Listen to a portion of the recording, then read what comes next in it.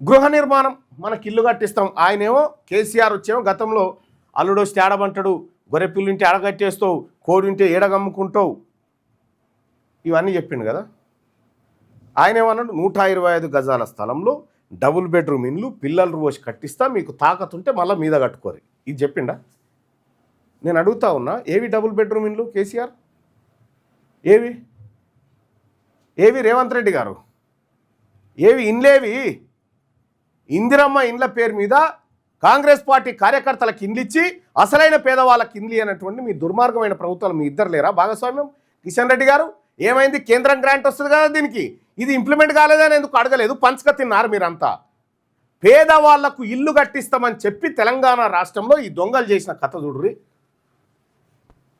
20,009 కోట్లు కేటాయించారు. 20,009 కోట్లు కేటాయించి 12,868 కోట్లు మింగిరు. ఇలా 20,000 కోట్లు కేటాయించి 12,868 కోట్లు పేదవాడి ఇల్లు డబ్బుల పైసలు ఎత్తుకపోయిన దొంగలు వీళ్ళు.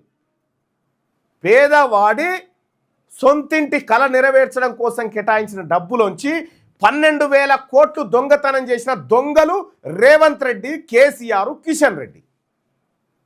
ఈ రెడ్లు వెలమలు చేసిన దొంగతనం ఇగో ఇది. గృహ నిర్మాణం కాడ చేసిన దొంగతనం.